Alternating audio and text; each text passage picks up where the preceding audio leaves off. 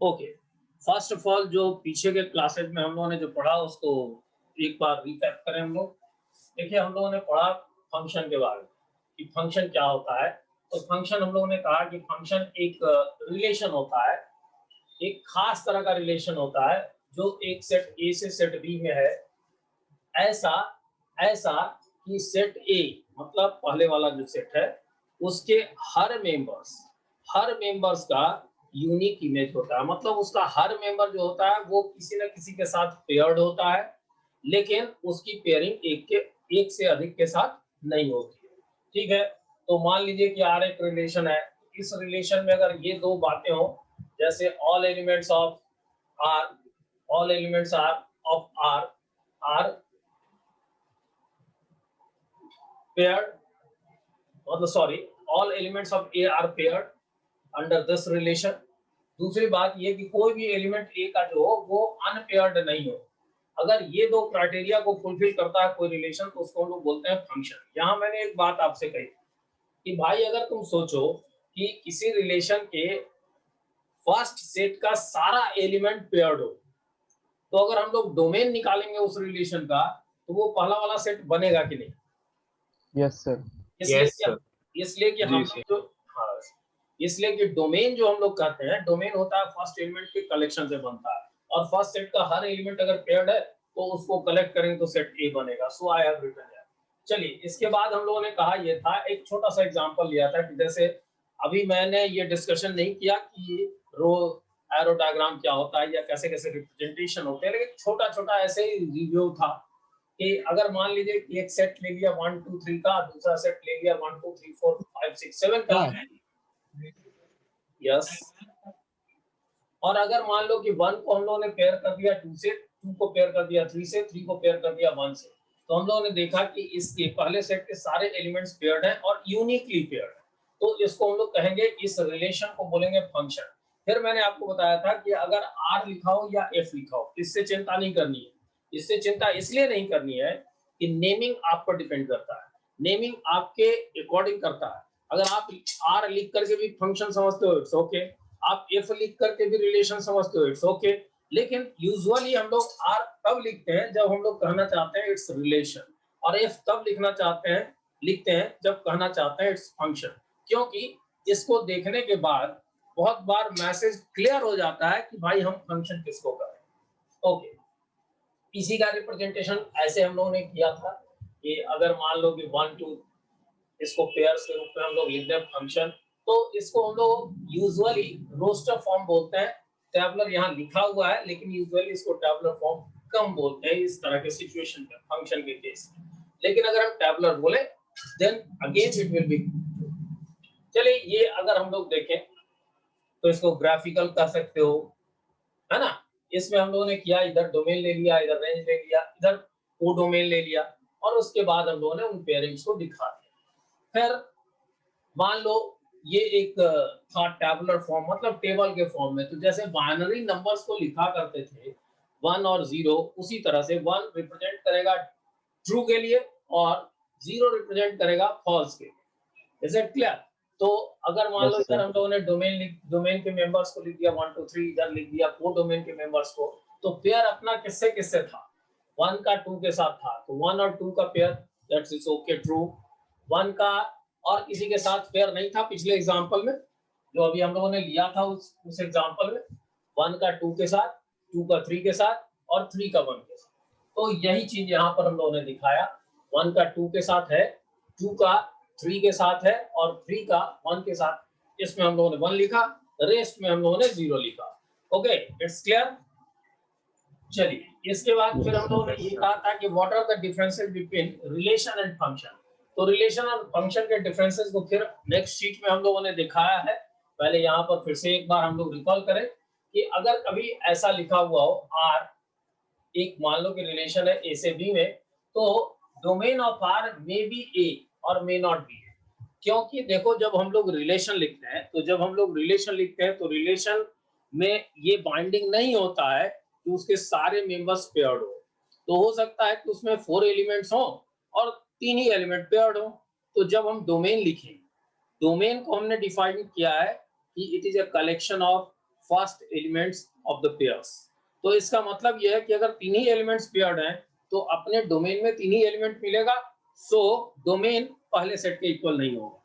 लेकिन फंक्शन के केस में चूंकि हर एलिमेंट पहले सेट के हर एलिमेंट की पेयरिंग होनी है, तो इसका मतलब यह है कि उसका जो डोमेन फाइंड आउट करेंगे वो वही मिलेगा जो उसका है। चलिए यहाँ पर फिर से मैंने उसको कॉपी पेस्ट किया था जो पीछे लिखा हुआ था।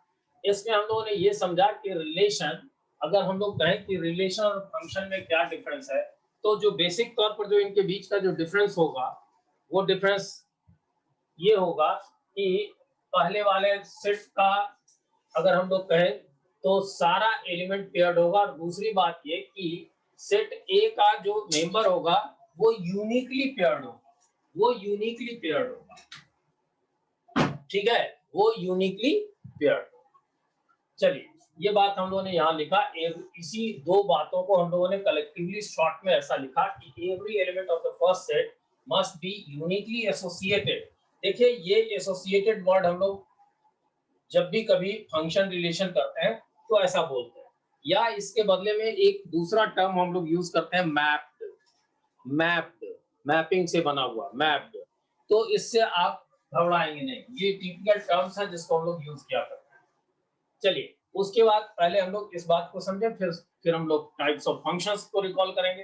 देखिए fx = y हम लोग रिप्रेजेंट करते हैं जब हम लोग ये कहते हैं कि x और y नाम का जो पेयर है ये अपने फंक्शन का मेंबर है जो यहाँ लिखा हुआ है। तो ये अगर अपने फंक्शन का मेंबर है तो इसका मतलब ये हुआ, इसका रिप्रेजेंटेशन हम लोग इस तरीके से करते हैं, और इस सिंबॉलिक रिप्रेजेंटेशन का क्या मतलब होता है उसको क्लियर किया गया। पहले तो ये जो f लिखा हुआ है ये उस फंक्शन का नाम है, अगर यहाँ g लिख दें तो उस फंक्शन का नाम g है, तो name of the function is f sorry.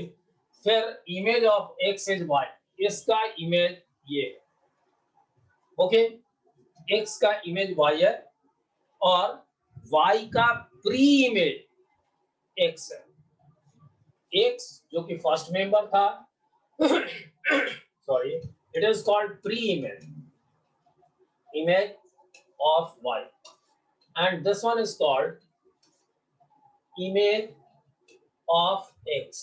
चलो आज एक बात इसमें और ऐड करें। देखो अभी तक हम लोग जब भी बात कर रहे हैं तो एक ही इमेज, एक ही फंक्शन ले रहे हैं, एक ही फंक्शन ले रहे हैं। आगे चल करके हम लोग कंपोजिशन ऑफ फंक्शन भी पढ़ेंगे, मतलब एक के बाद दूसरा, दूसरे के बाद तीसरा फंक्शन एक में मिला हो। तो जब हम लोग अभी एक फंक्शन ले रहे हैं तो बोलने की आदत बनती नहीं है, लेकिन अभी से बना करके चले। इसको हम लोग अगर ऐसा बोले तो इसमें क्या हर्ज है कि x इज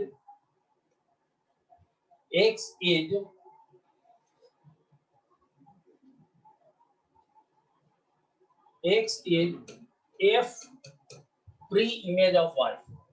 इसको अगर हम लोग पढ़े तो इसको हम लोग कहें y is f image of x, मतलब कि ये x का इमेज y है, x का इमेज y है, तो किस रूल से है, कौन सा वो रिलेशन है, तो वो फंक्शन f है। ऐसा अगर हम लोग कहें, एक थोड़ी सी आदत बनो तो एक अच्छा कल्चर बनेगा, एक अच्छे तरीके से बोलने की आदत बनेगी, इससे रेट ऑफ परसेप्शन बहुत अच्छा हो जाएगा। आपको कोई भी बोलेगा तो क्विकली आप उसको रिसीव कर लो।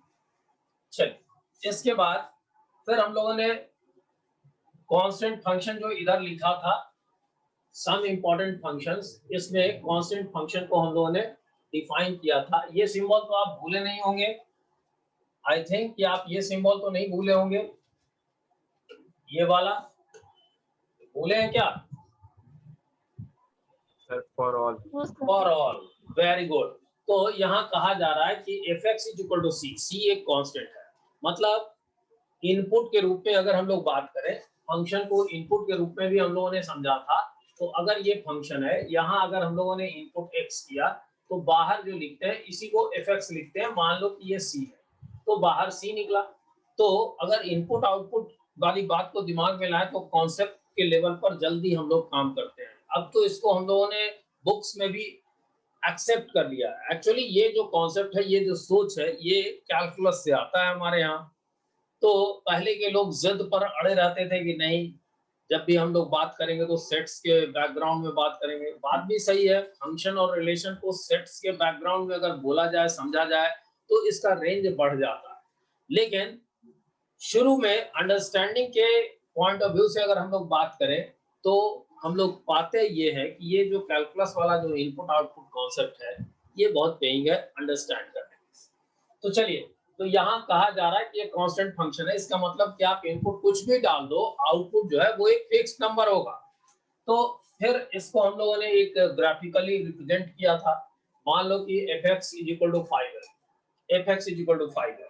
तो जब भी ग्राफ जब हम लोग बनाते हैं, तो हम लोग पहला काम ये करते हैं ना कि इस fx, जिसको कि हम लोग बोल रहे हैं, पूरे को बोल रहे हैं, जो बाहर निकला वो इमेज था, x का इमेज था। तो अब fx ना बोल करके उसको एक छोटा सा नाम दे दिया y, इसको y कर दिया। तो y इज इक्वल टू 5। तो जब ग्राफ ड्रॉ करते हैं, तो हम लोग इस तरफ x और इस तरफ y लेते हैं, y मतलब fx, ये लेते हैं। तो ये अगर हम लोग y एक्सिस पर ले, इसको अगर x एक्सिस पर, तो इसका ग्राफ हम लोगों को मालूम है कि पैरेलल टू x एक्सिस होगा, 5 यूनिट्स अवे होगा। Is it clear? Is there any problem? अगर आपको कहीं पर किसी भी चीज में कोई प्रॉब्लम हो, तो आप उसको जरूर कहेंगे। चलिए आगे देखते हैं। फिर उसके बाद हम लोगों ने आइडेंटिटी फंक्शन को रिकॉल किया था। आइडेंटिटी फंक्शन को हम लोगों ने रिकॉल किया था, वो ये कि आइडेंटिटी फंक्शन को हम लोगों ने डिफाइन किया कि एक ऐसा फंक्शन जिसमें इनपुट जो डालो, आउटपुट के रूप में वही मिले। जो आप उसमें इनपुट डालो, वही आउटपुट के रूप में भी आपको मिले। तो अगर आप इसमें इनपुट के रूप में x डालते हो, तो आउटपुट भी x मिले। ये x हम लोगों ने इनपुट किया, तो आउटपुट जो y है, ये x के रूप में मिले। यहाँ हम लोगों ने समझाया था कि इनपुट आउटपुट होता क्या। यहाँ हम लोगों ने देखा था कि आइडेंटिटी फंक्शन कहेंगे किसको, कि अगर मान लीजिए fx is equal to x है, मतलब x का इमेज x है। x हम लोगों ने इनपुट किया और x ही आउटपुट हुआ। इसका ग्राफ ऐसा होता है। ये सारे ग्राफ जो है आपको याद रखने हैं, भूलने नहीं है। इसी का एक कनेक्टेड ग्राफ मैंने बताया था, जिसका इससे कोई लेना देना नहीं था, लेकिन अलग से, कि fx is equal to minus x. कहने का मतलब कि अगर हम लोगों ने इनपुट किया x, तो आउटपुट के रूप में निकला माइनस एक्स। मतलब f2 अगर लिखे तो आंसर आया -2। इसको हम लोग इस तरह का, अगर कोई फंक्शन दिया हुआ हो, तो इसका ग्राफ होता है ऐसा। इसका एंगल होता है 135 डिग्री, इसका एंगल होता है 45 डिग्री। आप अगर इनके स्लोप की बात करो कोऑर्डिनेट ज्योमेट्री में, तो इसका यहाँ पर स्लोप हो गया tan 45 डिग्री 1, और इसका स्लोप हो गया tan 135 डिग्री -1। अब आप एक बात ध्यान रखिएगा, यहाँ पर जो हम लोग यहाँ कनेक्ट करते चले, कि कभी भी आपसे कहा जाए कि कोई लाइन जो है वो equally inclined to the coordinate axes, मतलब एक्स एक्सिस और वाई एक्सिस दोनों से इक्वली इंक्लाइंड हो, तो इसका मतलब ये भी उसमें आएगा, ये भी आएगा। ऐसा कोई भी सिचुएशन हो, तो आप m का वैल्यू लिखा करेंगे +-1। ओके। और एंगल ऑफ इंक्लिनेशन आप 45 डिग्री भी लिखेंगे, 135 डिग्री भी लिखेंगे। Is it clear? Yes, sir. Yes, sir. Okay. Now modulus function हम लोगों ने कहा था। तो मॉडुलस फंक्शन किसको कहते हैं? तो मॉडुलस फंक्शन का दूसरा नाम हो गया एब्सोल्यूट वैल्यू फंक्शन। कहने का मतलब ये कि हम लोग कहना ये चाहते हैं कि भाई आप साइन वाइन हटा दो, और उसके बाद जो साइन वाइन हटा करके जो आप लिखते हो, वो उसका आंसर के रूप में जो मिलता है, उसको हम कहते हैं कि ये मॉडुलस फंक्शन है। लेकिन अगर आप कहो साइन हटा दो, -5 में से माइनस हटा दो, तो आप अगर 5 लिखते हो, तो इनडायरेक्टली आप क्या कर रहे हो? +5। इसीलिए हम लोग बोला करते हैं कि मॉडुलस फंक्शन का मतलब एक पॉजिटिव आंसर।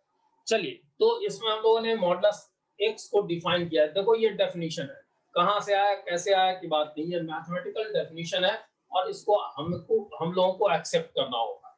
तो इसका मैथमेटिकल डेफिनेशन है कि अगर इनपुट इस बॉक्स के भीतर, इस मॉडुलस के भीतर अगर हम लोग रखें कोई पॉजिटिव नंबर, तो बाहर भी उसको लिख लेंगे। ये होगा। और अगर अंदर में हम लोग रखे कोई जीरो, न पॉजिटिव न निगेटिव, तो भाई साहब उसको आप -0 लिखो या +0 लिखो, बात बराबर है। तो उसको बाहर ला करके आप 0 ही लिख दो। अगर इसके अंदर तुमने लिख दिया किसी निगेटिव नंबर को, मान लो -2, तो -2, तो उस -2 को इसके बाहर ला करके आप नहीं लिख सकते, इसलिए कि वो फिर निगेटिव साइन कैरी करे। उसके इस निगेटिव साइन को अगर हटाना है तो उसको एक माइनस से मल्टीप्लाई करना होगा। इसलिए अगर अंदर का क्वांटिटी निगेटिव है, लेस देन 0 है, तो इसको मॉडुलस के बाहर जब लाएंगे, मतलब आंसर के रूप में देखेंगे, तो हम लोग समझो ये कि अगर मॉडुलस फंक्शन है ऐसा, ये मॉडुलस फंक्शन है, अगर इसमें हम लोग कोई इनपुट के रूप में अगर -2 रखें, तो आउटपुट के रूप में -2 होगा। मींस अगर इसको x पढ़ते हैं तो यहाँ पर जो अपना आंसर है वो -x है। तो इसका मतलब ये होगा कि अगर नेगेटिव क्वांटिटी अगर मॉडुलस के भीतर हो तो बाहर ला करके -x लिखेंगे। चलिए, इसमें मैंने ये समझाया कि मॉडुलस x जब हम लोग लिखेंगे तो यूजुअली इस 3 के बदले में 2 लिखते हैं। सीधा लिखते हैं कि x if x is greater than equal to 0, और लिखते हैं -x if x is less than 0, if x is less than 0।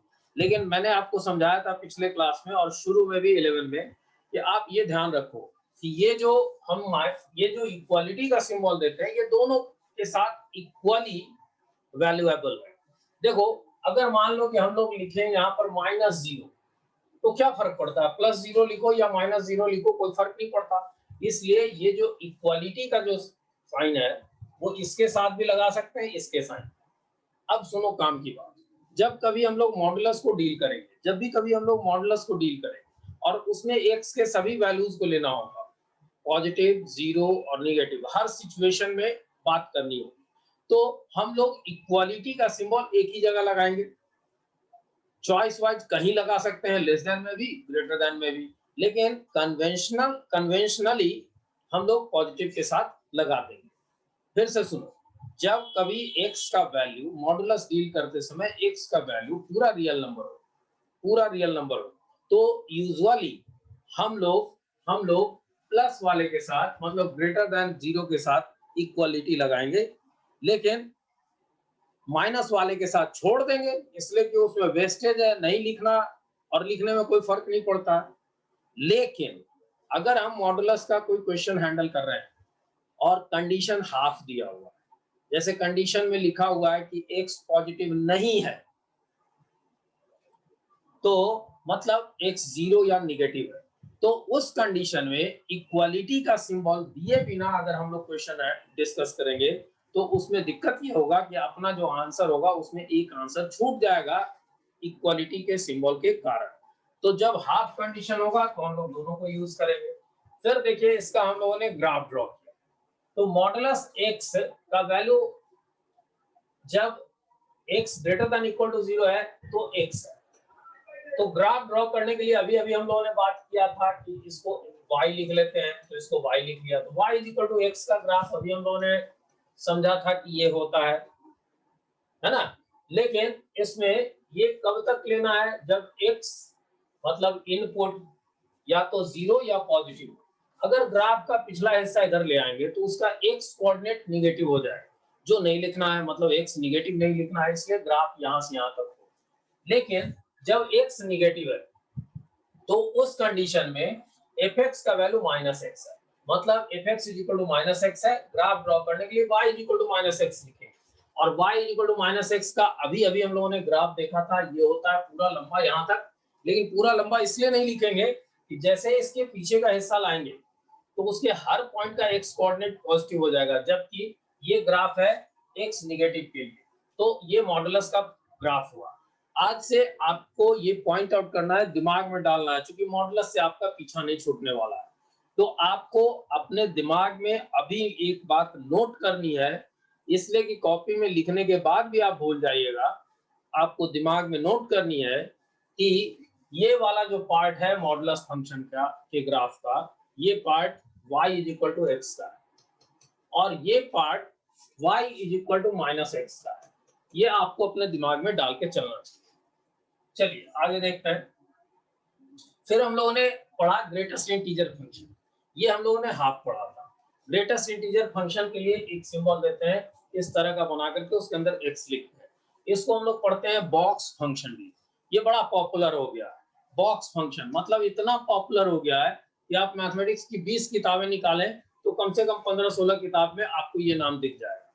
तो इसको हम लोग बॉक्स फंक्शन बोलेंगे, क्योंकि देखिए कोई भी, चाहे वो मैथमेटिकल लैंग्वेज हो या कोई और लैंग्वेज हो, कन्वे करने के लिए, मैसेज को कन्वे करने के लिए, सेंस को दूसरे तक पहुंचाने के लिए सबसे अच्छा तरीका वो होता है जिसको सभी लोग या ज्यादातर लोग स्वीकार रहे हैं। जहां कहीं अगर हम लोगों को एकदम सही लिखना हो वहां मैथमेटिकल टर्म्स को ही यूज करेंगे। चलिए, तो यहां हम लोग इसको बॉक्स फंक्शन भी बोला करेंगे।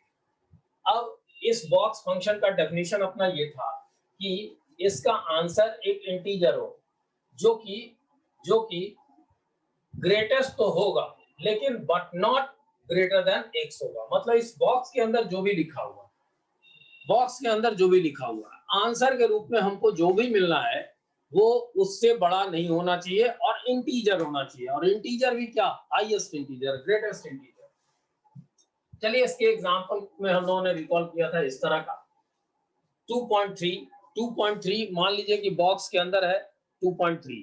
तो बॉक्स के अंदर अगर 2.3 है तो इसका मतलब आंसर के रूप में 2.3 तो हो नहीं सकता, आंसर के रूप में 2.3 तो हो नहीं सकता, इसलिए कि आंसर के रूप में इंटीजर लिखना है।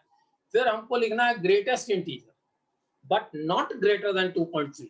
2.3 से बड़ा नहीं हो लेकिन सबसे बड़ा इंटीजर। तो साफ बात है कि 3 नहीं हो सकता, 4 नहीं हो सकता, 5 नहीं हो सकता, ये सभी ग्रेटर है 2.3 से। अब आइए पीछे मुड़िए, 2 हो सकता है इसलिए कि 2.3 से छोटा है, 1 भी हो सकता है, 0 भी हो सकता है, -1 -2 सब हो सकता है, लेकिन इसमें सबों में जो सबसे बड़ा है वो है 2। तो अपना दोनों पार्ट होना चाहिए कि इंटीजर हो, ग्रेटेस्ट हो, 2.3 से बिगर नहीं हो। इक्वल हो सकता है, बिगर नहीं हो। तो 2.3 तो ले नहीं सकते इसलिए कि इंटीजर नहीं है, तो इसका आंसर 2 हो। अगर बॉक्स के अंदर में 3 है तो 3 एक इंटीजर है। अपना जो डेफिनेशन है वो ये है कि बड़ा होना चाहिए, सॉरी इंटीजर होना चाहिए, 3 से बिगर नहीं होना चाहिए लेकिन बिगेस्ट होना चाहिए। ठीक, तो जितने भी पॉसिबल इससे बड़े नहीं है, मतलब इसके इक्वल या छोटे में जो जितने इंटीजर्स हैं उनमें सबसे बड़ा वाला लेंगे तो ये 3 होगा। -2.1 -2.1 जो कि यहाँ हम लोगों ने रिप्रेजेंट करने की कोशिश की, -2.1 लगभग यहाँ पर होगा, ये पॉइंट नंबर लाइन पर। आप जरा सोचो कि -2 के दाहिने का कोई भी पॉइंट लेते हो जैसे -2, तो ये -2.3 से बिगर हो, और हम लोगों ने कहा है कि इससे बिगर नंबर नहीं होना चाहिए। 2.1 -2.1 ले नहीं सकते इसलिए कि इंटीजर नहीं है, इससे बिगर लेना नहीं है, मतलब -2 -1 ये सब लेना नहीं है। इसके पहले के जो इंटीजर्स हैं वो है -3 -4 -5 -6 एटसेट्रा। इसमें जो सबसे बड़ा नंबर है वो नंबर है -3, तो ये होगा ग्रेटेस्ट इंटीजर -3। यहां तक शायद हम लोगों ने पढ़ा था, ठीक है। अब इसके बाद हम लोग पहले एक ग्राफ ड्रॉ करें, फिर इस बात को समझ लेते हैं। देखिए, एक ग्राफ ड्रॉ करते हैं। देखिए, अगर मान लीजिए ऐसे ग्राफ तो मैं सीधे सीधे मुझको ड्रॉ कर देना चाहिए, लेकिन एक बार समझा करके, इसलिए कि ग्रेटेस्ट इंटीजर फंक्शन हम लोगों की पढ़ाई में आता रहेगा, हम लोगों की पढ़ाई में आता रहेगा। जैसे कंटिन्यूटी के टॉपिक में आपको प्रूव करना है कि ये फंक्शन कंटिन्यूअस नहीं, तो आप जब समझोगे नहीं तो आप बताओगे कैसे कि ये कंटिन्यूअस नहीं है। तो इसको समझना है, ये दिमाग में आपको रखना है। देखिए, अगर मान लीजिए कि कोई एक ग्रेटेस्ट इंटीजर फंक्शन है, तो इसका आंसर के रूप में अगर हम लोग जानना चाहते हैं तो चलिए, अगर x का वैल्यू थोड़ा सा लेते हैं, मान लीजिए कि -2 और -1 के बीच में, -2 और -1 के बीच में हो, तो आप बताओ इसका जो बॉक्स x होगा उसका वैल्यू क्या होगा?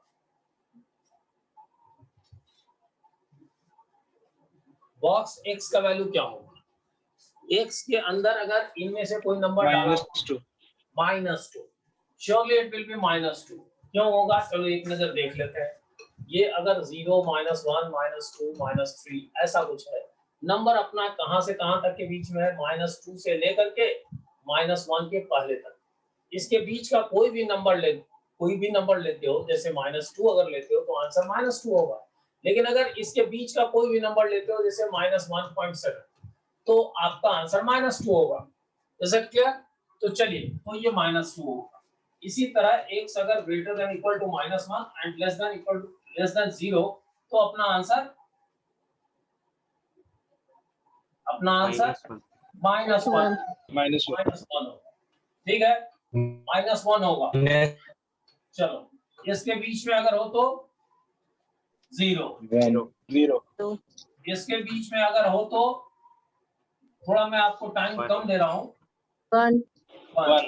चलिए, अब अगर आप इसके ग्राफ की बात कीजिए, अब इसके ग्राफ की अगर बात कीजिए तो आपके लिए बहुत सिंपल सा ग्राफ है, कोई मुश्किल सा ग्राफ ही नहीं है। आप इधर x ले रहे हो, इधर y ले रहे हो। अगर आप नंबर 1 2 3 ऐसा मान करके चलो, -1 -2 -3 -4 1 2 3 4 -1 -2 -3, चलिए यहीं तक लेते हैं -4 तक, ठीक है। अगर हम लोग ऐसा कुछ ले बेटा, तो मुझको एक बात बताओ, जब x का वैल्यू -2 और -1 के बीच, -2 और -1 के बीच में क्या, यहाँ पर 2 है, -1 और -2 के बीच में हो, तो -1 और -2 के बीच में तो -2 यहाँ है और -1 यहाँ है, इसके बीच में हो, तो अपना आंसर कितना आ रहा है -2। तो इस पॉइंट के लिए यहाँ मिलेगा एक पॉइंट, इसके बीच के पॉइंट के लिए भी बगल में मिलेगा, इसके लिए भी बगल में मिलेगा, मतलब एक स्ट्रेट लाइन सा बनेगा। लेकिन -1 तो x नहीं ले रहे हो, तो यहाँ पर ओपन होगा, ये ओपन होगा। चलिए, ये ओपन हो। इसी तरह से आप अगर मान लो इस रेंज की बात करो, -1 से लेकर के, तो -1 ले लेना है, 1 माइनस ये 0 नहीं लेना है, तो इसके बीच में आंसर -1। इसी तरह से जब आप इस रेंज में आते हो 0 से 1 के भीतर, तो 0 से 1 के भीतर में आपका आंसर 0 है, तो 0 से 1 नहीं लेना है इनपुट में, ऐसा होगा। सिमिलरली अगर ग्राफ आप ड्रॉ करते चले जाओ तो ऐसा मिलेगा, फिर आपको ऐसा मिलेगा एंड सो ऑन। तो ये एक स्टेयर्स की तरह थोड़ा थोड़ा दिखता है, ये लगता है ना जैसे कि हम लोग एक सीढ़ी पर चढ़ते जा रहे हैं, इस तरह का कुछ फील देता है। अगर मान लीजिए इसको हम लोग ऐसे ऐसे ज्वाइन कर दें तो लगता है जैसे एक सीढ़ी पर चढ़ते जा रहे हैं। तो इसको हम लोग कभी कभी क्या बोलते हैं, कौन सा फंक्शन बोलते हैं? Step function. Step up function. Step up function मतलब ऊपर चढ़ने वाला फंक्शन। चलिए, इसके बाद हम लोग इसके आगे फिर पढ़ रहे हैं, आज फिर उसके आगे की चीज पढ़ रहे हैं। अच्छा चलिए, एक बार बैक होकर के हम लोग इस बात को भी रिकॉल कर लें, एक बार रिकॉल कर लें। चलिए, तो ये जो अपने पास था, यहाँ हम लोगों ने जो लिखा था कि x का वैल्यू क्या होगा, x का वैल्यू क्या होगा, तो ग्रेटेस्ट इंटीजर x और x+1 के भीतर होगा। जैसे अभी अभी आपने देखा, कोई भी इसमें से कोई भी लिस्ट में ले लो, 0 -1 -2 -3, ये सब काम का है जो हमको आगे पढ़ना है 12th में भी, बीच बीच में आता रहेगा, आप उससे मुक्त नहीं होंगे, इसलिए समझ करके चलना है। देखिए, अगर मान लीजिए x है अपना, इसके बीच में मान लीजिए कि 0.7 है, तो 0.7 है तो x का वैल्यू क्या होगा, ग्रेटेस्ट इंटीजर 0.7 का वैल्यू क्या होगा, तो ये 0 होगा। कहने का मतलब ये हुआ, अगर इसके बीच का रेंज हम लोग ले रहे हैं, यहाँ से 0 से 1 के बीच में, तो अगर हम लोग 0 ले ले तो आंसर उस केस में 0 होगा, तो इसका वैल्यू 0 होगा, देख रहे हो साफ साफ। या फिर अगर मान लीजिए, अगर हम लोग कह रहे हैं कि ये जो केस है निगेटिव वाले में ले लें, माइनस वाले में, तो माइनस वाले में आप क्या देखते हो, क्या सिचुएशन बनता है आपके पास, ये सेम चीज आपको मिलेगा जो यहाँ देखते हो। तो आपने क्या देखा कि इसका जो वैल्यू है, ये अगर x है और ये अगर बॉक्स x है, तो आपने क्या देखा, x जो है वो या तो इसके इक्वल है या फिर इससे ग्रेटर है, लेकिन इसका वैल्यू सर्टेनली आगे वाले नंबर इस 1 से कम है। मतलब ये 1 क्या है, ग्रेटेस्ट इंटीजर, इसका जो भी वैल्यू आएगा मतलब 0 से जो 0 आ रहा है इससे 1 अगर +1 कर दो, +1 कर दो ऐसा, तो इससे कम होगा। अपना आंसर जैसे 0.7 है बेटा, 0.7, तो 0.7 का अगर बॉक्स निकालते हो तो ये आता है 0। बॉक्स +1 करते हो तो ये आता है 1। तो x का वैल्यू जो है वो बॉक्स x के ग्रेटर या इक्वल और बॉक्स x +1। चलो एक बार और शीट इसमें लेकर के करते हैं। देखिए अगर मान लीजिए कि मैं ले रहा हूं बॉक्स के अंदर में 0.8, तो आंसर के रूप में है अपने पास 0। अब ये बताओ अगर मैं 0.8 को x पढ़ूं तो बॉक्स x का वैल्यू जो अपने पास आया वो अपने पास 0 आया। तो हम क्या देख रहे हैं कि x का वैल्यू जो है इस केस में, इस एग्जांपल में ग्रेटर देन बॉक्स x है ना, 0.8 इज ग्रेटर देन 0। और अगर Yes, sir.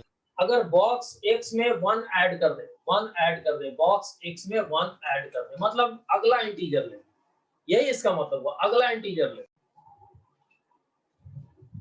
ओके, तो ये जो हम लोग लिख रहे हैं बॉक्स x +1, तो इसका सेंस है अगला इंटीजर, नेक्स्ट इंटीजर, 0 के बाद वाला। तो साफ बात है कि ये 0 + 1 1 होगा, तो अपना जो x है वो सर्टेनली इससे कम होगा। लेकिन थोड़ा सा अगर सोचो, इसी को अगर मैं लिखूं ऐसे, +1 से कम होगा, सर्टेनली कम होगा। इसी को ऐसा समझो कि अगर मान लो x के रूप में, मान लो x के रूप में, मान लो x के रूप में अपने पास 0 है, 0 है, तो इसका आंसर तो 0 होगा। मतलब x अगर हम लोगों ने 0 लिया तो अपना x जो है वो बॉक्स x के इक्वल होगा। लेकिन अगेन ये बॉक्स x से इक्वल भले ही हो, लेकिन 0 में 1 करेंगे तो उससे कम होगा।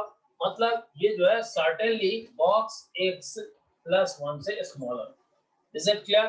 तो कहने का मतलब ये जो कंडीशन हम लोगों ने कहा कि अपना x जो है वो greater than equal to box x होगा and less than, certainly less than box x +1 होगा। अब आप समझ गए कि नहीं समझे? इसका एक लाइन में अगर मतलब समझो, एक लाइन में जो पकड़ के चलो वही सबसे ज्यादा तुमको काम आएगा। वो ये कि अपना जो x है वो, अगर अपना जो x है वो दो इंटीजर्स के बीच में होगा, या तो पहले वाले लेफ्ट वाले इंटीजर के इक्वल होगा या अगले वाले इंटीजर के पहले होगा। चलिए, इसके बाद हम लोग जो फंक्शन देखना चाह रहे थे वो था फ्रैक्शनल पार्ट फंक्शन। ये बहुत काम नहीं आने वाला है हम लोगों को, लेकिन इसकी समझ रखिए, ये कंपटीशन लेवल पर काम आने वाला है, ये हम लोगों के काम में उतना नहीं आने वाला है।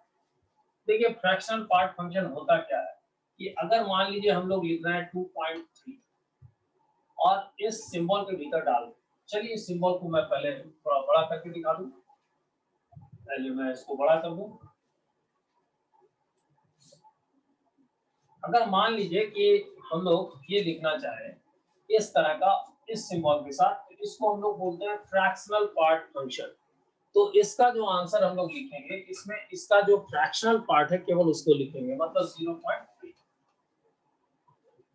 ओके, ये सब तो मुझको थोड़ा थोड़ा याद पड़ता है कि कंप्यूटर में भी इस तरह का कुछ कुछ एक है कमांड, कोई ऑपरेटर है जिसमें केवल फ्रैक्शन लिखते हैं। मुझको याद नहीं है, कभी ऐसे ही शौक चल रहा था तो सी लैंग्वेज मैंने थोड़ा सीखा था, लेटेस्ट सी करके एक बुक आती है, उसी को पढ़ा था। तो चलिए, तो ये हो गया 0.3। तो इस बात को यहाँ से समझो कि इसका आंसर आया कहाँ से। तो 2.3 का जो बॉक्स वैल्यू होगा वो बॉक्स वैल्यू 2 है।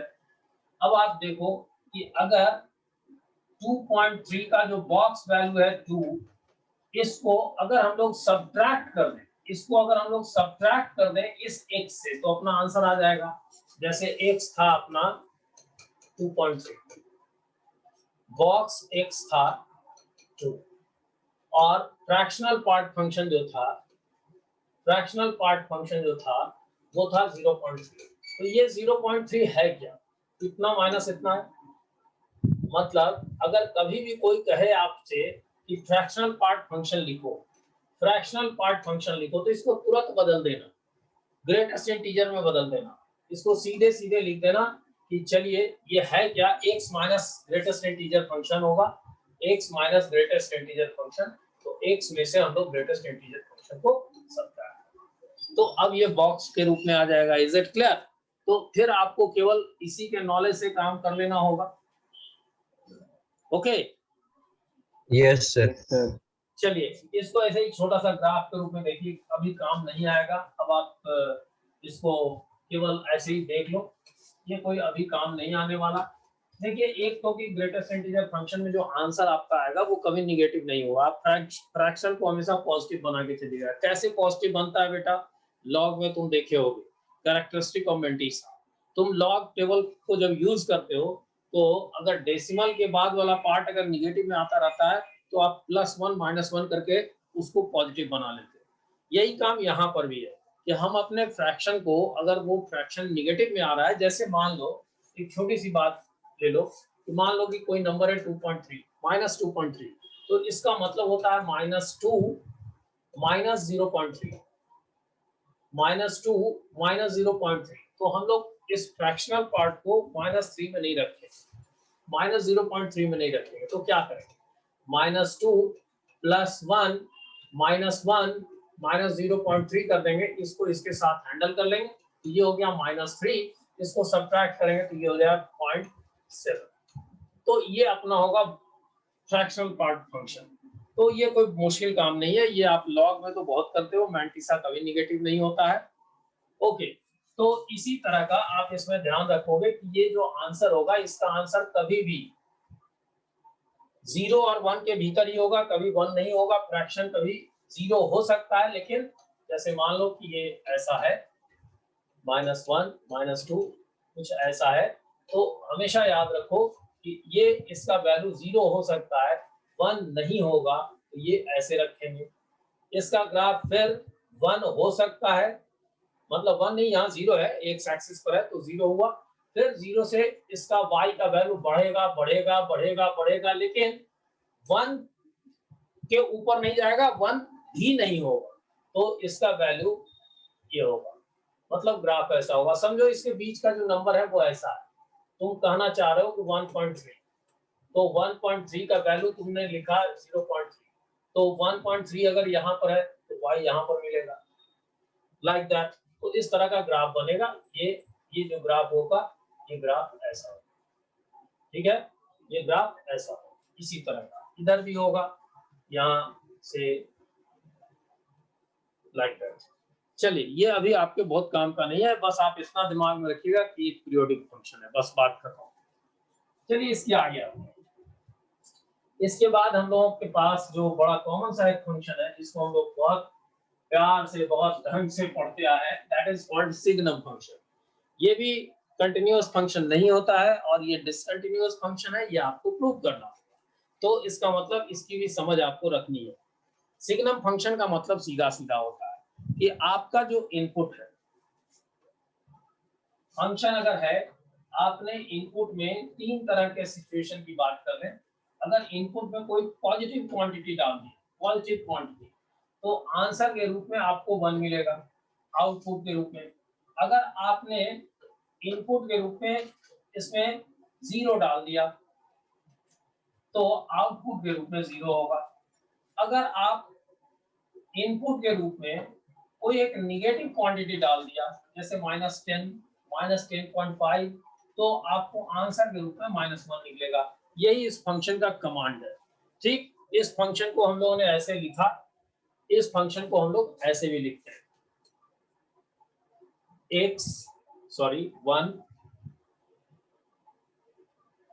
1 if x is greater than 0, 0 if x is equal to 0, and -1 if x is less than 0। देखिए बड़ा सिंपल है, आपके पास लिखा हुआ है मॉडुलस x by x, कब, जब x is not equal to 0, x is not equal to 0, x is not equal to 0 का मतलब 2 केस हो सकता है, कि एक केस हो सकता है कि x greater than 0 हो, एक केस हो सकता है कि less than 0। अगर not equal to 0 है, तो अगर greater than 0 है तो इस मॉडुलस फंक्शन का वैल्यू होगा x, इसका वैल्यू होगा x, आंसर आएगा 1। इसी तरह से अगर आप x को निगेटिव रखते हो तो मॉडुलस फंक्शन का वैल्यू आएगा -x और नीचे x कैंसिल होकर क्या है -x। तो x जब निगेटिव इनपुट होगा तो आंसर के रूप में -1 और 0 इसमें नहीं डालना है। 0 अलग से डिफाइंड है कि x 0 है तो fx 0। चलिए इस फंक्शन का ग्राफ भी आपको याद होगा, कोई मुश्किल सा ग्राफ तो है नहीं भाई। आप अगर इनपुट करते हो पॉजिटिव नंबर, मतलब x को आप पॉजिटिव लेते हो तो y का वैल्यू 1 है। x को आप पॉजिटिव लेते हो तो y का वैल्यू 1 है, मतलब x पॉजिटिव इधर होता है तो आंसर 1 होगा। 1 मतलब अगर यहाँ 1 रखो तो 0 तो नहीं होगा, 0 के लिए तो आंसर 0 है। तो यहाँ पर एक पहले बना लो, मैं दूसरे कलर से कर देता हूँ। पहले एक यहाँ बना लो, ये हो गया 0। फिर ये ओपन और उसके बाद कोई भी x पॉजिटिव लोगे तो आंसर के रूप में 1 होगा। ये ग्राफ ऐसा होगा। और इसी तरह से जब आप कोई निगेटिव इनपुट करते हो अपार्ट फ्रॉम 0 तो ये आंसर जो होगा -1 होगा। तो कोई भी निगेटिव क्वांटिटी के लिए ऐसा होगा। ग्राफ साफ साफ है और साफ देख रहे हो कि ये डिसकंटिन्यूअस फंक्शन है। ये ग्राफ जो है आप लेते हो तो दोनों मिला हुआ नहीं है, यहाँ के बाद जंप मार के यहाँ जंप मार के ऊपर। Is it? चलिए, is there any problem? Reciprocal function, ये सब इंट्रोडक्शन है बेटा। No, sir. हाँ, ये सब इंट्रोडक्शन है जो हम लोग कर रहे हैं। रेसिप्रोकल फंक्शन, अगर कोई भी फंक्शन ऐसा लिखा हुआ रेसिप्रोकल फंक्शन, जैसे मान लीजिए 1/x, इस तरह का फंक्शन, तो इसमें हम लोग दो तरह के ग्राफ को देखते हैं जिसमें कि इसका पावर ऑड होता है, एक इवन होता है। तो इसका पावर अगर ऑड है मतलब x to the power n रखो, n अगर ऑड है, n इज ऑड, अगर ये ऑड है तो हम लोग इसका ग्राफ देखते हैं। इसका जो ग्राफ होता है ऑड वाले फंक्शन का ग्राफ, जैसे 1/x का ग्राफ, तो 1/x का ग्राफ हम लोग देखते हैं कुछ इस तरह का होता है। fx = 1/x का ग्राफ ऐसा होता है। ये पॉइंट होता है 1 -1 होता है यहाँ। ये वाला जो होता है ये 1 होता है, ठीक। तो इस तरह का रेसिप्रोकल फंक्शन का ग्राफ होता है ऑड में। ये ऑड वाले सिचुएशन में ऐसा होता है। अगर हम लोग इवन वाले में ले, मान लीजिए कि हम लोगों ने ग्राफ जो लिया वो इवन वाला लिया, मतलब fx = 1/x⁴n है, where n is even। तो इसका मतलब कहने का सेंस हो गया 1/x², 1/x4 लाइक दैट। 0 तो हो नहीं सकता x। तो इसका जो ग्राफ होगा इसी के तरह का ग्राफ होगा, बस थोड़ा सा चेंज होगा, थोड़ा सा मॉडिफिकेशन होगा। आपको इसका केवल ग्राफ हल्का फुल्का याद रखना है, रटना नहीं है। इसका ग्राफ हल्का फुल्का याद रखना है। तो इसका जो ग्राफ होगा ये वाला पार्ट तो ऐसे ही होगा,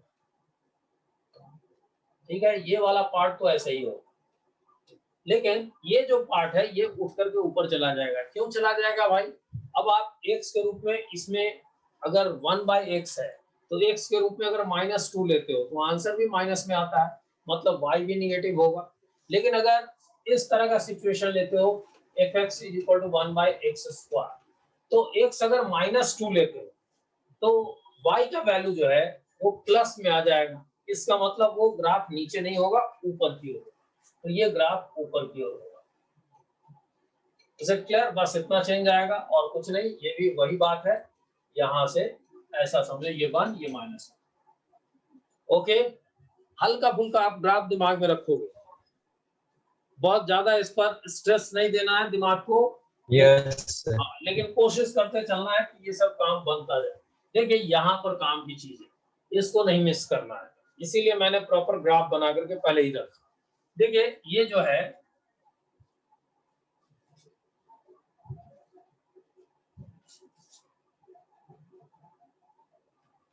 है अब अगर हम लोग इसकी बात कर लें तो एक्सपोनेंशियल फंक्शन है। एक्सपोनेंशियल फंक्शन का डेफिनेशन हमेशा याद रखिएगा कि आपका कैलकुलस एक्सपोनेंशियल फंक्शन से भरा हुआ है। लॉग और एक्सपोनेंट से भरा हुआ है, बिना उसके तो कैलकुलस की बात ही मत करो। तो आपको एक्सपोनेंशियल फंक्शन के बारे में अच्छे से समझ के रखना है। देखिए, एक्सपोनेंशियल फंक्शन हम लोग करते क्या है कि अगर कोई फंक्शन ऐसा हो a to the power x, ये एक्सपोनेंशियल फंक्शन कहलाता है। लेकिन कब कहलाता है, तो कंडीशन कभी नहीं मिस करना है। इसका बेस जो है वो कभी नेगेटिव नहीं होगा। a is always greater than 0, ये हमेशा पॉजिटिव होगा, 1 नहीं होगा। क्लियर? तो ये पॉजिटिव होगा और पॉजिटिव 1 भी पॉजिटिव है, लेकिन ये 1 नहीं होगा। ये डेफिनेशन है बेटा एक्सपोनेंशियल फंक्शन का। हाँ, हम लोग ये कोशिश कर सकते हैं कि इसका सेंस क्या है, क्यों ऐसा किया जा रहा है, लेकिन हम लोग ये नहीं कर सकते कि यही क्यों डिफाइन किया गया। एक्चुअली डेफिनेशन अपने आप में एक अलग चीज होती है, उसकी अंडरस्टैंडिंग हिस्टोरिकल होती है, वो एक हिस्ट्री होता है किसी भी चीज के नेमिंग का। जैसे मान लो कि मेरा ही डेफिनेशन मनोज कुमार है, तो मेरे मनोज कुमार नाम होने का क्या कारण है, इसकी एक कहानी बड़ी अजीब अजीब होगी, शायद मेरे पेरेंट्स भी उसको ठीक से रिकॉल नहीं कर पाए। ठीक है, तो ये जो है एक अपने आप में एक हिस्ट्री है, कंट्रोवर्सी भी उसमें हो सकता है, लेकिन ये एक फैक्ट है कि मैं मनोज कुमार हूँ, मेरा डेफिनेशन है ये। उसी तरह से इसका डेफिनेशन ये है। Okay, now listen. अब इसमें हम लोग जब देखते हैं तो इस बात पर अगर नजर टिकाओ तो तुमको समझ में आने लगता है कुछ कुछ कि ए जो है दो केस हो सकता है, एक पॉजिटिव हो और 1 से पहले का, मतलब ए जो हो वो पॉजिटिव हो और 1 के पहले का।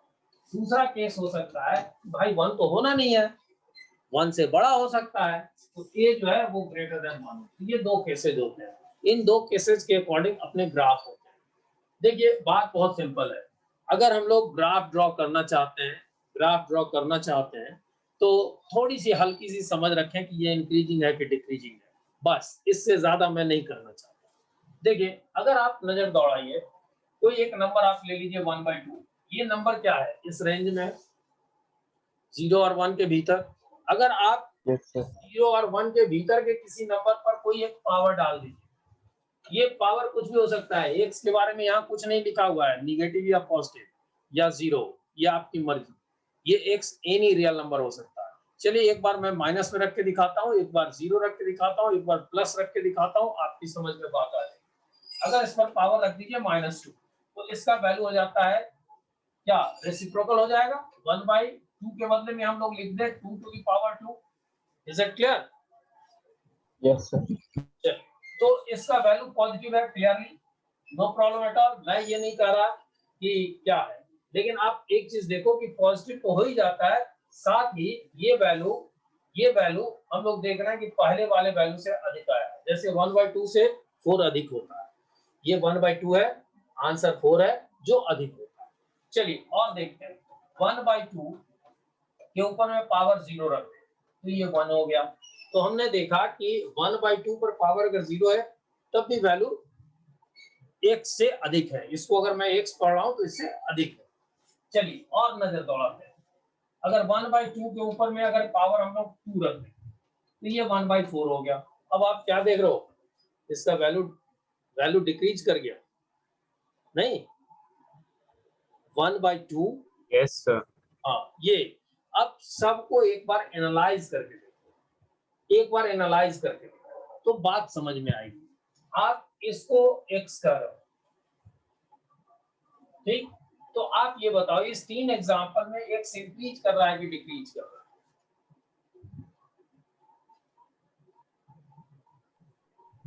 Increase कर रहा है. है?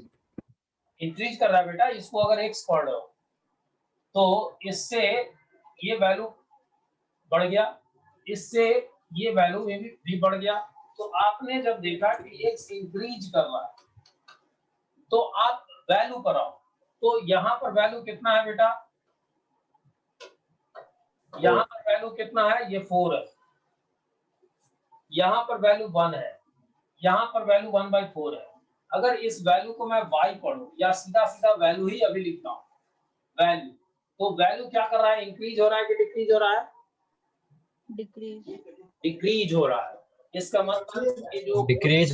हाँ, वो ये फंक्शन जो है वो डिक्रीजिंग फंक्शन है। तो आप ग्राफ देखो, इसका डिक्रीजिंग है, वैल्यू y से देते हैं हम लोग, fx को y पढ़ते हैं, तो ये y कोऑर्डिनेट जो है इसका लगातार डिक्रीज कर रहा है, तो इसका वैल्यू डिक्रीज कर रहा है। ठीक है, चलो जिस समय x 0 होगा तो उस समय आंसर 1 होगा, तो जिस समय x कोऑर्डिनेट 0 होगा उस समय आंसर 1 होगा, तो ये 0,1 को इंटरसेक्ट करते हुए डिक्रीजिंग होगा। इस पर बहुत दिमाग खर्च नहीं करो बेटा, 2 लाइन याद करो, अपनी कॉपी जो बगल में लिखे हुए हो उसमें नोट कर लो कि अगर एक्सपोनेंशियल फंक्शन में बेस 0 से 1 के भीतर हो तो अपना फंक्शन डिक्रीजिंग है, अपना फंक्शन डिक्रीजिंग है। लेकिन ध्यान रहे बेटा, डिक्रीजिंग होने के बावजूद, अपना फंक्शन डिक्रीजिंग होने के बावजूद पॉजिटिव है, ये नेगेटिव नहीं होता है। आपका जो ग्राफ है वो कभी एक्स एक्सिस के नीचे नहीं जाता है। चलिए आगे भी देख लेते हैं, थोड़ा इस एग्जांपल को भी समझ लेते हैं। देखो इसमें वही बात है, अगर हम लोग थोड़ा सा चेंज कर लें, मान लो यहाँ 1/2 लिया था हम लोगों ने, यहाँ पर 2 ले लें, तो 2 के ऊपर में -2 पावर एक बार मैं रखता हूँ, 2 के ऊपर में एक बार मैं 0 पावर रखता हूँ, 2 के ऊपर में एक बार मैं 2 पावर रखता हूँ, तो इसका आंसर आया अपने पास 1/2 to the power 2 मतलब 1/4। क्लियर है? Yes, 1. 1 हो गया और ये 4 हो गया। अब आप देखो, इसको अगर मैं इस 2 को अगर मैं ये पावर को अगर मैं x कर रहा हूं, तो x क्या हो रहा है, इंक्रीज हो रहा है कि डिक्रीज? Increase. Increase हो रहा है। अब आप ये बताओ कि ये जो इसका जो वैल्यू है, वैल्यू जो है जो यहाँ पर है, ये इंक्रीज हो रहा है कि डिक्रीज हो रहा है? Increase हो रहा है. इंक्रीज हो रहा है। Increase. तो अब आप ये याद रखना, अब आप ये याद रखना, अब आप ये याद रखना बेटा कि जब भी बेस, एक्सपोनेंशियल फंक्शन का बेस मोर देन 1 हो, 1 तो होता नहीं है डेफिनेशन में, तो अगर ये मोर देन 1 हो तो उस केस में ये इंक्रीजिंग फंक्शन होगा। और साफ बात है कि जब x का वैल्यू 0 होगा मतलब इंडेक्स 0 होगा, पावर 0 होगा तो वैल्यू 1 होगा। इसका मतलब ये हुआ इसका इंक्रीजिंग ग्राफ होगा। तो आप इसको मैं शीट हटाने के पहले एक बार मैं कंक्लूड कर दूं, एक्सपोनेंशियल फंक्शन दो तरह के होंगे, एक इंक्रीजिंग होगा, एक डिक्रीजिंग होगा। इंक्रीजिंग कब होगा? तो इंक्रीजिंग तब होगा जब बेस मोर देन 1 हो। डिक्रीजिंग कब होगा? जब बेस 0 और 1 के बीच में हो, 0 और 1 के बीच में हो, इसलिए कि बेस निगेटिव नहीं हो सकता, बेस 1 नहीं हो सकता। Is it clear? Yes, sir. Yes, sir. Yes, Yes, sir. हाँ, इसी प्रोसेस में एक काम और कर लो कि देखो एक्सपोनेंशियल फंक्शन जो तुम्हारे सामने आने वाला है वो कुछ इस तरह का होगा, एक इस तरह का होगा, एक इस तरह का होगा। ठीक है, इस तरह का मैंने कहा मतलब ये 5 to the power 2x भी हो सकता है, ओके, और एक ये इस तरह का मतलब e to the power -5x भी हो सकता है, लाइक दैट। तो आपको इस दो तरह के फंक्शन को डील करना है 12th में, एकदम मतलब हर दूसरे तीसरे पेज में दिखाई देने वाला है। तो इसमें ध्यान रखना है कि ये जो फंक्शन होगा इसका बेस 2 है, तो ये इंक्रीजिंग फंक्शन होगा। ये जो फंक्शन है इसका बेस क्या है? सो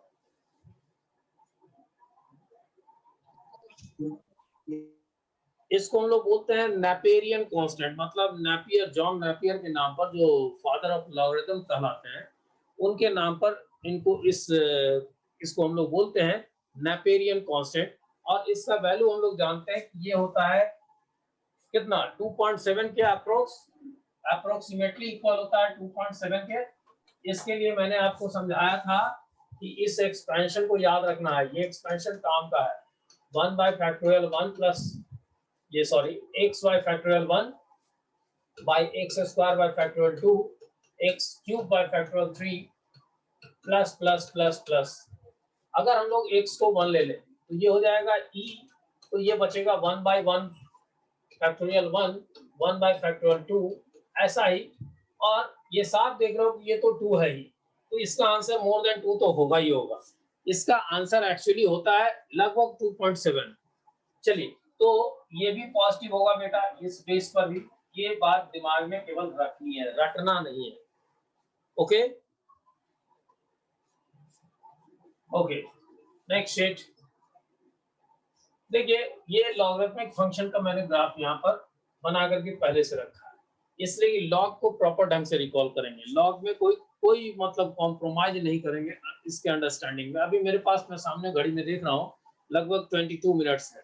आई होप कितनी देर में अच्छे से हो जाएगा।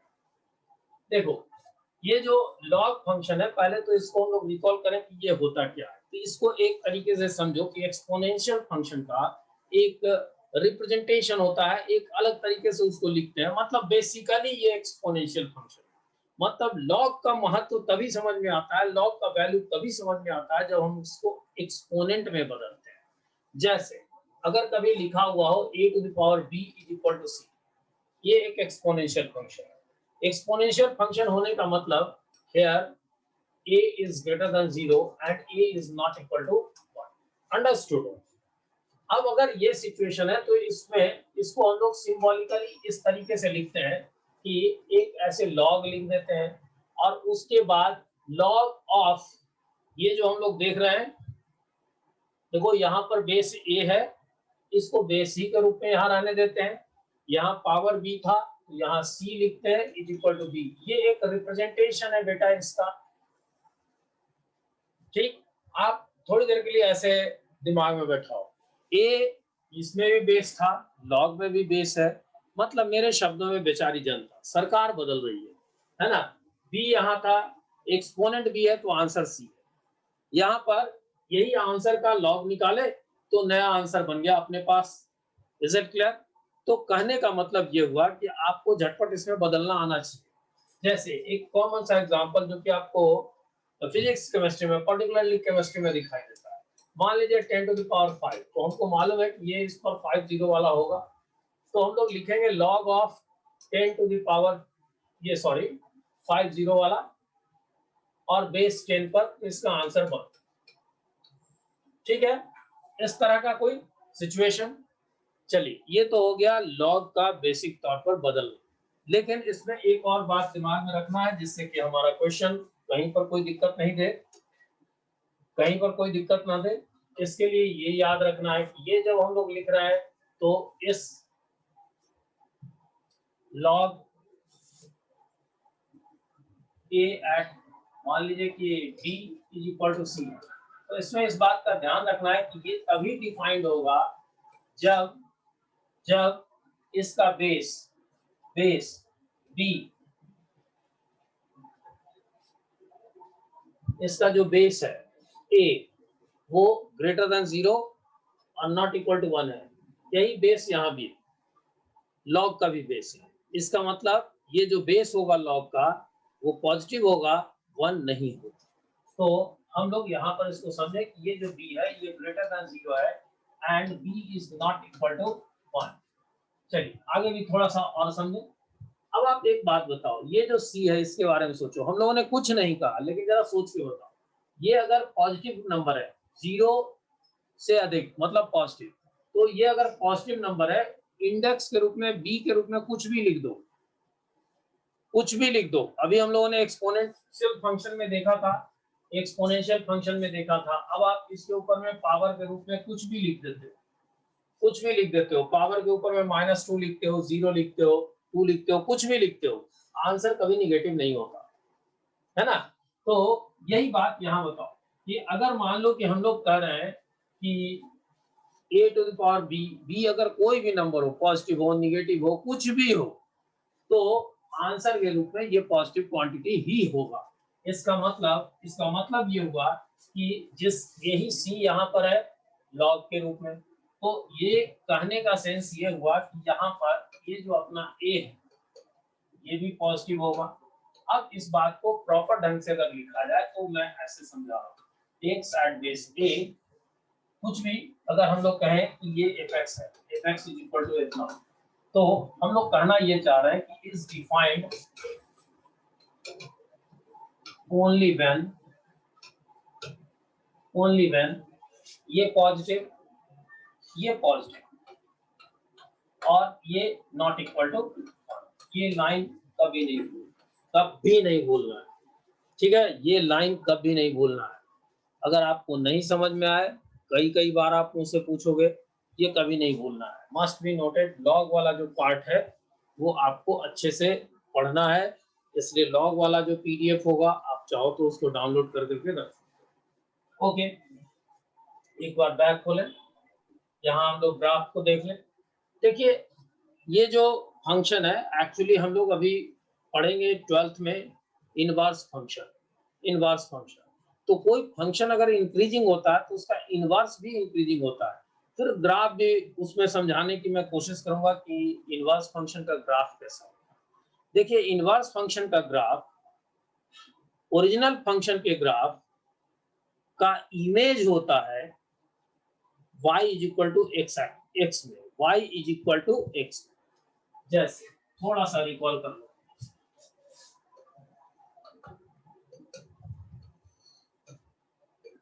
थोड़ा सा रिकॉल कर लो। अभी हम लोगों ने एक ग्राफ पढ़ा था, उसको बता सकते हो ये किस चीज का ग्राफ था?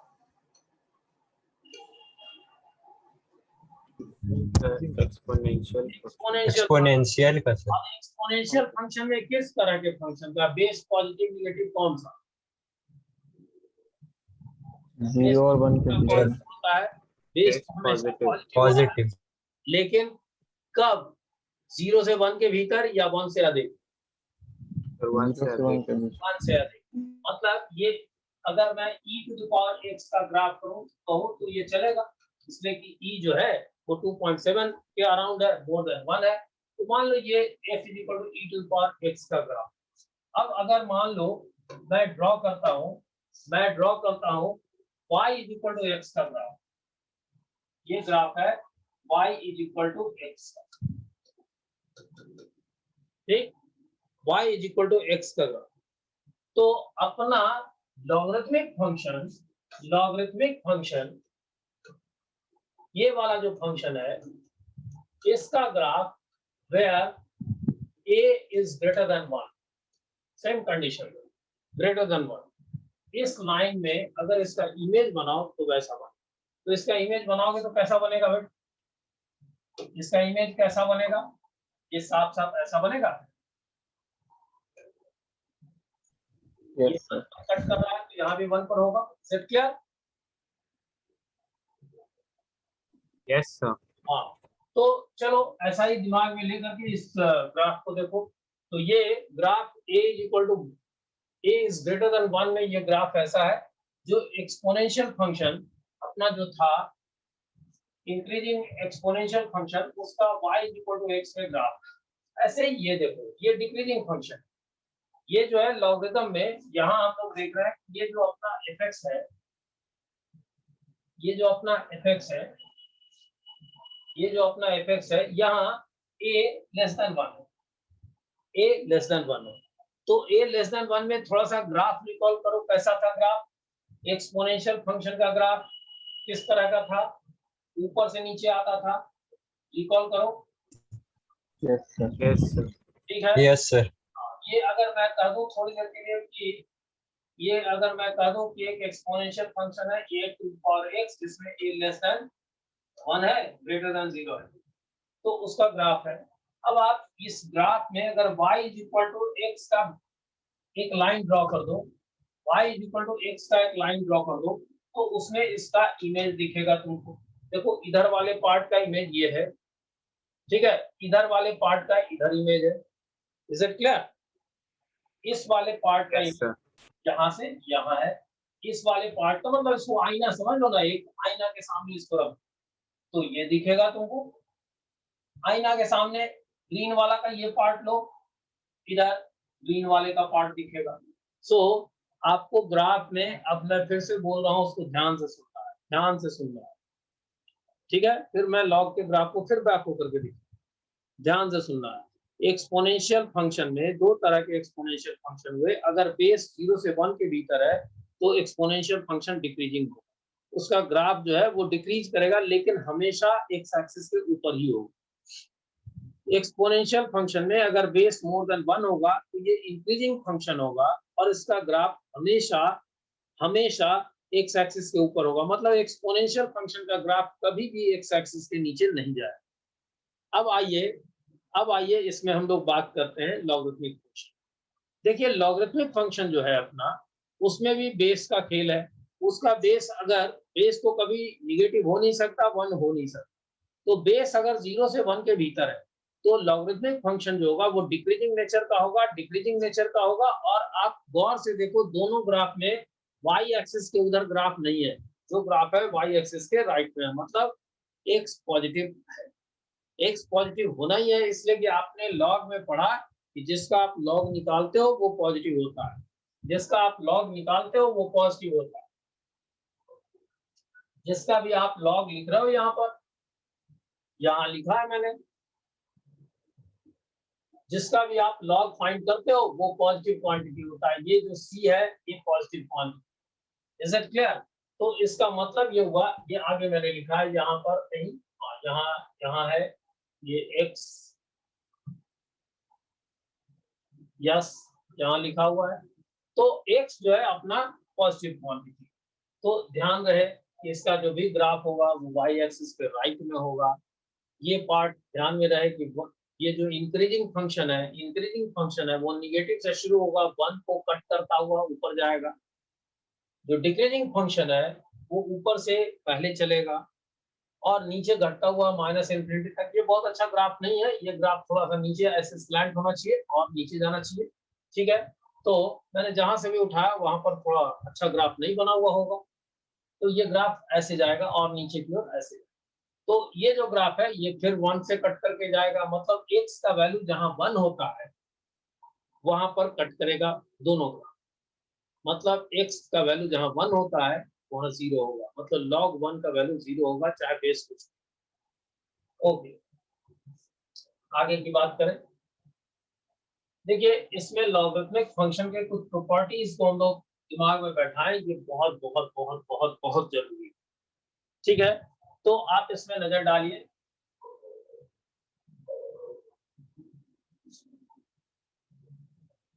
देखिए इसमें लॉगरिथमिक फंक्शन में अगर आप नजर डालिए तो आप क्या देखते हो कि log 1 का वैल्यू 0 है। तो सिंपल सी बात है, a टू द पावर 0 का वैल्यू 1 होता है, log में अगर चेंज करो इसको बेस बना लो, इसका वैल्यू 0 होगा। चलिए ये कहने का मतलब log 1 का value 0, similarly log a at base a is equal to 1 होगा, क्योंकि हमको पता है a to the power 1 is equal to a। log में अगर चेंज करें तो ये बेस तो फिर भी बेस रहेगा, यहाँ इसका वैल्यू लिखेंगे तो ये होगा 1। सो log 1 का वैल्यू 0 और log जिसका फाइंड कर रहे हैं उसी के बेस पर अगर करेंगे तो ये 1 होगा। ओके, इसके बाद ये दो कॉमन सा प्रॉपर्टी जो आपने कई बार पढ़ा है, पहले बहुत बार आपने पढ़ा है, आपको अच्छे से याद है, आई नो, बस मैं केवल इसको रिकॉल कर। देखो log एक्स वाई को हम लोग लिखा करते थे at base a is equal to log x plus log y at the same base, ठीक है। इसको देख के नहीं घबराना है ये मॉडुलस क्यों लिखा हुआ है। कोई आप में से कोई मुझको आंसर करना चाहेंगे? Anybody would like to answer?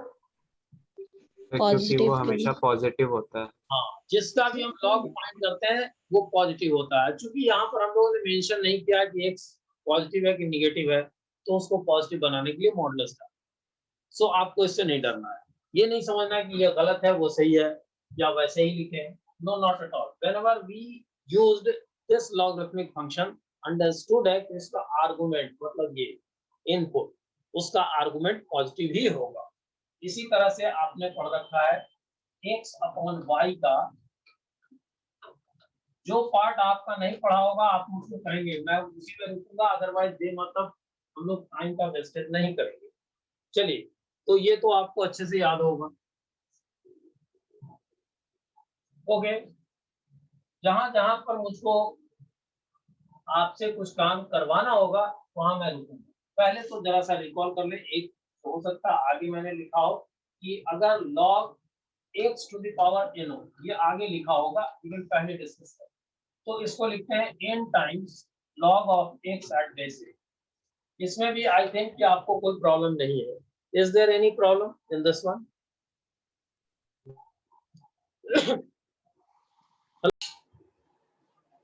देखो बेटा, ये प्रॉपर्टी आई थिंक कि आपको पहले से मालूम है।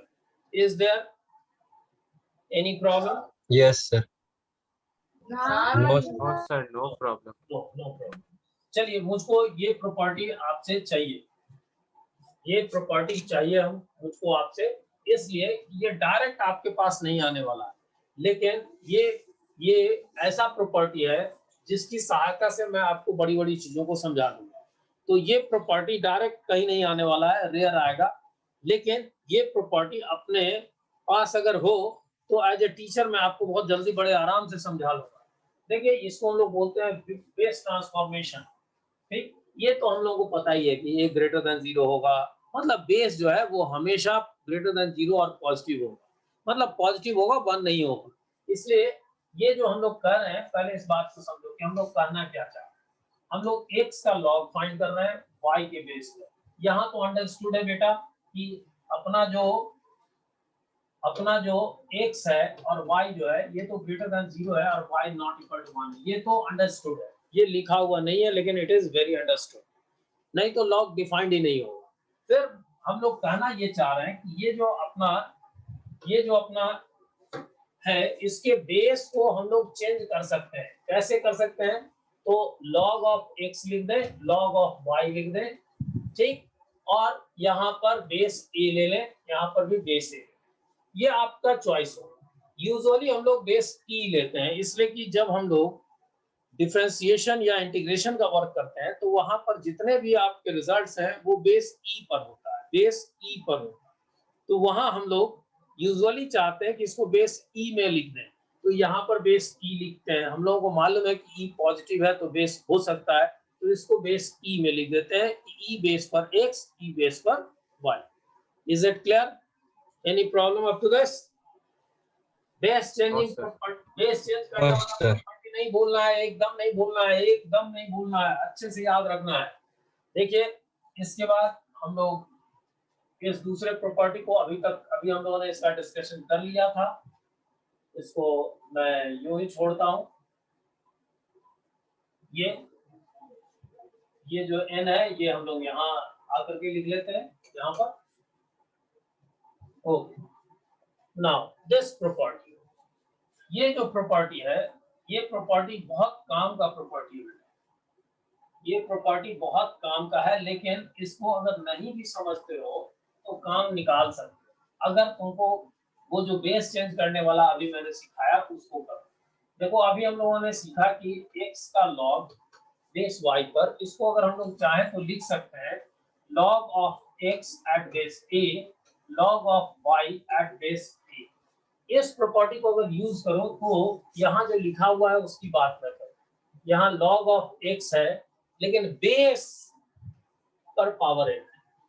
देखो, अभी तक जो हम लोग देख रहे थे वो बेस पर पावर नहीं था, जिसका लॉग निकालते थे उस पर पावर था, नहीं, जिसका लॉग फाइंड कर रहे थे उस पर पावर था, मतलब आर्गुमेंट पर पावर था, आर्गुमेंट पर पावर था।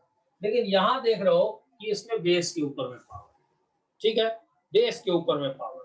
तो जब बेस के ऊपर में पावर हो तो इसका रिजल्ट हम लोग देख रहे हैं कि ये जब आर्गुमेंट के ऊपर में पावर था तो n से इंटू हुआ था, जब बेस पर पावर हो, बेस पर पावर हो तो 1/n से इंटू होता है। क्यों होता है करके देख लेते हैं। यहाँ पर अगर इसको हम लोग चेंज कर दें, x और बेस अपने मन से a ले लें, तो वो बेस तो कुछ भी ले सकते थे तो a ले लिया। यहाँ पर log of a to the power n, base वही a, जब यहाँ लेंगे तो यहाँ भी लेंगे। ऊपर में हो गया log of x at base a, denominator में हो गया। अब देखो, ये यही सिचुएशन है, यही वाला कि आर्गुमेंट के ऊपर में पावर है तो n पहले आएगा, यही सिचुएशन है। तो ये जो है ये पहले हो जाएगा, हो गया n log a base a। और अभी पढ़े हो कि किसी भी चीज का लॉग उसी के बेस पर 1 होता है, इसका मतलब ये आंसर ये वाला तो 1 होगा, तो ये हो गया ना 1/n log of x at base a, ऐसा, ठीक है? Yes sir. क्लियर? कोई दिक्कत इसमें?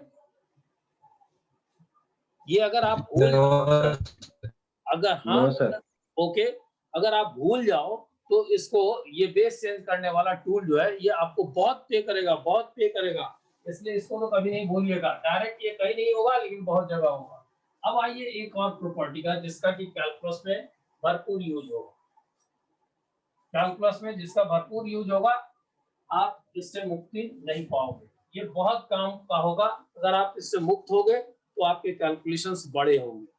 ठीक है, तो आपको अगर अपने कैलकुलेशन को अच्छा, सिंपल, स्मूथ रखना है तो इस प्रॉपर्टी को दिमाग में रखना है। ये कोई मुश्किल सा प्रॉपर्टी नहीं है। जैसे x के ऊपर में पावर है, x का पावर है जिसको इंडेक्स बोलते हैं, बेस a, मतलब x के ऊपर में log है, x का पावर log है। अगर ऐसा हो तो आप इसको चेंज कर सकते हो, इंटरचेंज कर सकते हो इन दोनों। आप चाहो तो बेस y लिख लो और log ऑफ x लिख लो, बेस सेम रहेगा। log का बेस नहीं चेंज होगा, इसको लिख ले सकते हो। इस प्रॉपर्टी का एक एडवांटेज ये भी होता है कि अगर कभी हमारे पास x लिखा हुआ हो, हम इसको अगर मान लो थोड़ी देर के लिए, ये जो समझो कि अगर मैंने लिख दिया log ऑफ x, ऐसे नहीं, sir yes, a to the power log, हाँ वो करेंगे। अगर मान लो कि हम लोग लिखना a to चाहते the हैं, power, मान लो कि अगर अपने पास है, ऐसा समझो कि मान लो कि ये है, यूजुअली हम लोग लिखने वाले हैं, इसीलिए मैं कह रहा हूँ e टू द पावर। जैसे अभी उसने कहा a, मैं a नहीं लिख रहा हूँ, मैं e लिख रहा हूँ और ऐसा लिखा रहेगा। एक्चुअली इसका मतलब है कि इसका बेस e है। आप थोड़ा सा चेंज करके देखो इसको, तो ये क्या होगा, इसको x अगर आप लिख देते हो तो पावर log ऑफ e हो जाएगा, ये x की जगह पर बेस। तो आपने क्या देखा, इसका वैल्यू तो 1 हो गया, तो इसका आंसर x आया कि नहीं आया। तो आगे से ऐसा सिचुएशन हमारे पास आने वाला है फ्लुएंटली, जब आप लॉगरिथमिक फंक्शन का डिफरेंशिएशन करोगे इस तरह के फंक्शन का, कि sin x to the power cos x, तो इस तरह के फंक्शन में लॉग लेकर के आप बनाओगे तो थोड़ा मुश्किल होगा, लेकिन लॉग के इस प्रॉपर्टी को अगर यूज कर लोगे तो बहुत जल्दी बनेगा। 4 लाइन में बनता है, 4 स्टेप में बनता है, अदरवाइज बहुत लंबा होता है। तो ये काम आएगा ये प्रॉपर्टी। जैसा अभी तुम्हारे दोस्त ने कहा कि x को हम लोग लिख सकते हैं, अगर बेस a रख ले तो log of x at base a। क्यों? बड़ा आसान सा है, इस x को पहले रख रहे, पावर के रूप में, बेस तो यही रहेगा, ये a यहाँ ले आए तो a देखो ये 1 हो जाएगा, तो it will be equal to x। So हम लोग चाहो तो ये लिख सकते हो।